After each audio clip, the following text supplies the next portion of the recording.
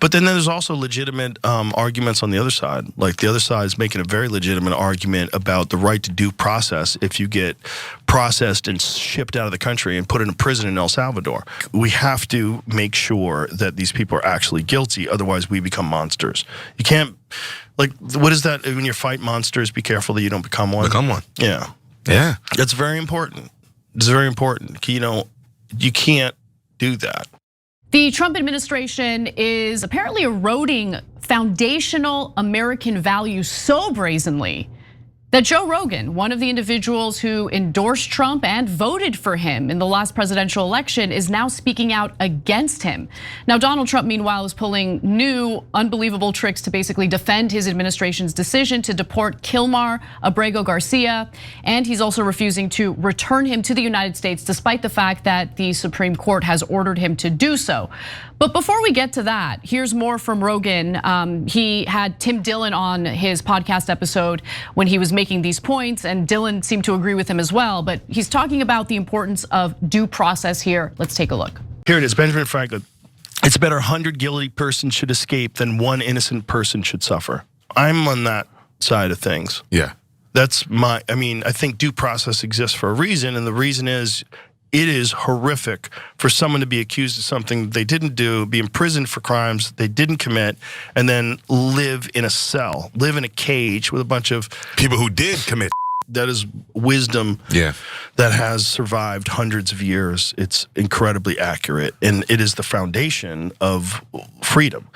So that was actually the episode that he had with Deric Poston, but he also made similar points while Tim Dillon was on his show. So he's been talking about this repeatedly, which I'm grateful for, because I think the points he's making here are incredibly important. Due process is important. It doesn't mean that you are a fan of Abrego Garcia. It doesn't mean that you want to be an advocate for him. It means that you believe in the rule of law and due process when someone is accused of something. In this case, we have not gotten due process. And it's not just Rogan, who's honestly more left-leaning. He's like a more left-leaning Trump voter. It's also conservative, legal commentators like this guy named Andy McCarthy. He was on Fox News and he also ripped the Trump administration on this. Let's take a quick look at that. There's no question that there was an order. He was not supposed to be sent. As Senator Kennedy said, that was a screw up. In 20 years at the Justice Department, I had plenty of screw ups. But the thing is, when the government screws up, it's supposed to fix it.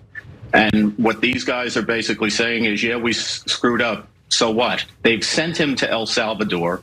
The government, if it was doing the right thing, the Trump administration should be trying to bring him back so he can have whatever proceedings he is entitled to challenge his deportation. I don't understand what Attorney General Bondi is doing here, frankly. So again, that was a conservative. Okay, you have Rogan, you have a conservative legal commentator on Fox News making kind of similar points here about the importance of due process and admitting when you've made a mistake, which, by the way, the White House lawyers have admitted in legal filings, but you still have people like White House Press Secretary Caroline Leavitt denying that a mistake was made in deporting Abrego Garcia. Yeah, so look, on Abrego Garcia, there's 2 issues that are important, and there's tons of confusion about the other stuff that is not important. So in 2019, the last court order on Abrego Garcia is do not deport, period, okay?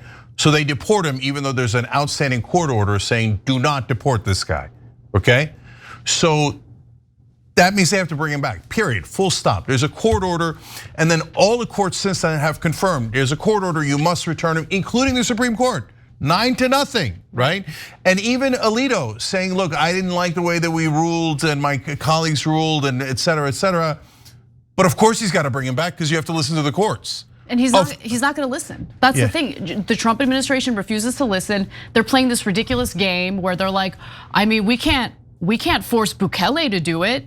And then okay, that's the president of El Salvador for those who don't know who I'm talking about. But then Bukele is like, I don't have the power to send him back to the United States. Okay, just stop. Do you think we're stupid? Like, we're not stupid. Like Trump and Bukele, they're like, oh, I don't know how to bring him back. Oh, golly gee, where is he? Come on, man. All right, so now the second thing that's super important about Abrego Garcia is it is not an immigration issue. It's a due process issue. Yes. Rogan's 100% right. It doesn't matter who Abrego Garcia is, and all of that is for the courts to decide, not for yahoos on X and Instagram to decide, right? Like, oh, I think he's this, I don't care what you think. Sorry, okay? And by the way, the court shouldn't care what I think either. They should do a real process, because this isn't about his rights, this is about our rights. Exactly. Because as Rogan is pointing out here, if he doesn't have due process, we don't have due process. Period, guys. You have to get that through your head. If the concept of due process does not exist anymore, it doesn't exist for anyone. That means you don't have to go to court to arrest anyone, deport anyone, etc. It just means that the government, okay, the big bad government that conservatives complain about all the time, can literally unilaterally point to anyone, accuse them of anything, and punish them without due process. We don't want to live in a country like that. It's that simple. We don't want to live in a country like that. Look, I know all about the reports in regard to Abrego Garcia, right? His wife had pursued a restraining order against him, yada yada. I get all that. I'm not like someone who's sitting here specifically to talk about what a stand-up guy Abrego Garcia is. It's not about him in particular. It's about the rule of law and the fact that there is a process in place to prevent innocent people from getting inaccurately accused of crimes they did not commit and then being punished for crimes they did not commit. You get what I'm saying? Yeah. So, yeah.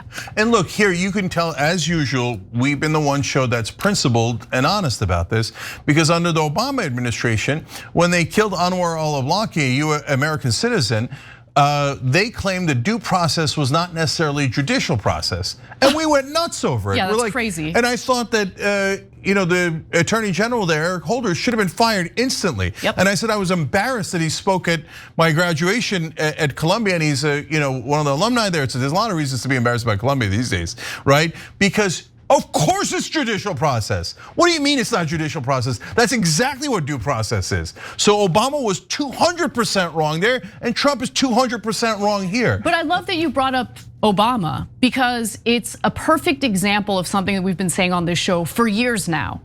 When your preferred candidate wins the election and is in the White House, if they carry out acts that are counter to our constitutional rights, if they behave badly, they basically set a precedent that allows the second administration that might be run by a guy you don't like to carry out whatever they would like to carry out. And in fact, so I'll build on that real quick too, because back then, when we were livid over that, everybody said, no, don't criticize Obama. Don't criticize Obama, because what if the Republicans win? What do you mean, what if the Republicans win? He already said that he'd like to destroy due process.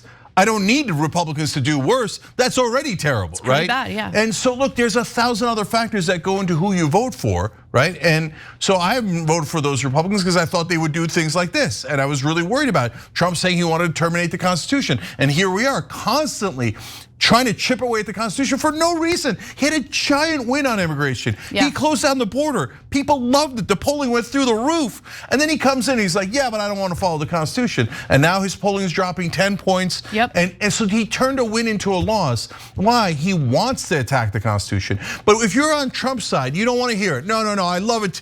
Attacking the Constitution is great. When you were on Obama's side earlier, if you were a Democrat, and you didn't want to hear it, and mainstream media, by the way, when Trump does it, they go ballistic, right? And they should. Good, I agree with that. When Obama did it, almost no coverage at all. 100%. So speaking of the media going ballistic, I mean, they keep asking, Trump to explain himself and explain how it is that it's totally okay to not listen to a Supreme Court ruling and continue, deporting people without due process. Here's what Trump says: if we don't get these criminals out of our country, we are not going to have a country any longer. Okay, but who determines whether or not the individual you're accusing of being a criminal is actually, in fact, a criminal?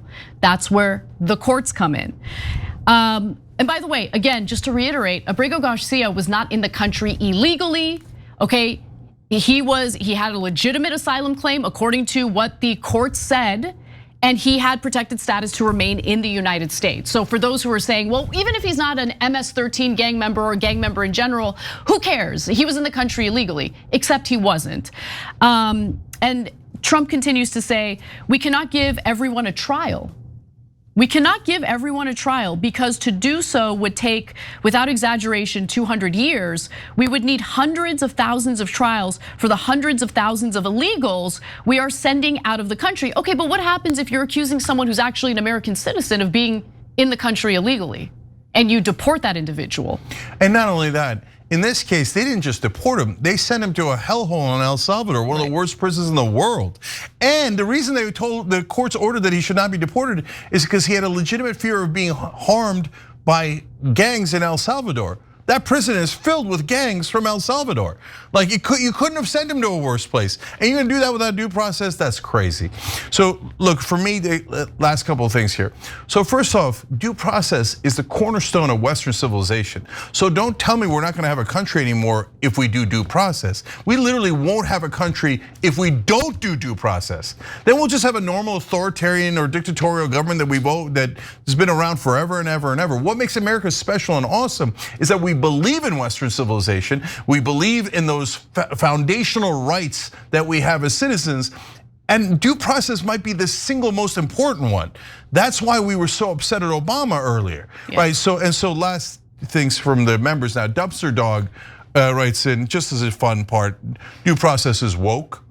Right, and a lot of right wingers are saying that, like, oh, due process is nonsense, guys. It is America. But I don't want to hear any of them complain if a Democratic president points to any of the conservatives and accuses them of a crime, punishes them for alleged crime without giving them a day in court. In fact, well, because that's what this is. Let's round up all the January 6th guys if a Democrat wins. Let's just send them to El Salvador and say, oh, there's nothing we can do. We can't get them back. We can't get them back. Well, how you can't do that? Well, you don't have due process anymore, so we can do anything we like. So that's not America. And Trisha Briggs, thank you for pointing that. Joe Rogan making a good point again. These are YouTube members. Hit the join button to become part of the show. She says, are we in the upside down? Yeah, but look, guys, that's why everything, including these hosts, are not black and white. No, other shows want to tell you they're all black and white. If they voted for Trump, they're all Nazis and evil, etc. And by the way, Joe Rogan is not a leftist. He has some left-wing positions, some right-wing positions. He's independent, whether you like it or not. And there's a whole bunch of his opinions I don't like. But that's not how the world works. Oh, I don't like some of his opinions, hence he's a Nazi. No. And so in this case, he did what I thought he would do, which is actually stand up for our rights. Right. And no, like, let's be honest, who on the left said he would? No one, right? And he did. And it makes a difference because he's part of the guys who helped Trump win. And if you say, well, that's why I hate him, I hear you. But he's also part of the guys now checking Trump, which is a good thing. Okay, I hate when you say final thing because there's more that I want to share with the audience. Okay, all right. So I want to talk just quickly about what Trump put out there in terms of evidence that Abrego Garcia is part of MS-13. So let's go to graphic 1 here. It's a post by Donald Trump. It's a photoshopped image, by the way. And in it, he says, this is the hand of a man that Democrats feel should be brought back to the United States because he is such a fine and innocent person. They said he is not a member of MS-13, even though he's got MS-13 tattooed on his knuckles, and 2 highly respected courts found that he was a member of MS-13, did they? Okay, beat up his wife, etc. I was elected to take bad people out of the United States, among other things. I must be allowed to do my job, make America great again. But look, let's take a tighter shot, there we go, of the alleged MS-13 tattoos. The MS-13 was photoshopped onto the image. Those are not tattoos that he actually has. The tattoos do include a marijuana leaf, a smiley face. I guess that's a sign of MS-13. And then there's a cross and a skull. Cross? Yeah. I mean, I heard people saying that Pete Hegseth shouldn't get the Secretary of Defense job because he had cross tattoos. But maybe this guy should get it. Have you guys seen MS-13 tattoos or MS-13 gang members and the type of gang tattoos they have? They have like MS-13 scrawled across their forehead. And okay, they're not doing like little like secret symbols. They're not like, hey, how you doing? Cross. Okay, you should interpret it, right? No, a weed. Oh wow, weed. That sounds super dangerous. By the way, let the courts adjudicate whether or not he's actually a member of MS-13. What is the Trump administration so afraid of? Yeah, and it's embarrassing for the president to put up a Photoshop picture and get caught on it instantly. What are you doing? But I already said last thing. every time you ring the bell below, an angel gets his wings. Totally not true, but it does keep you updated on our live shows.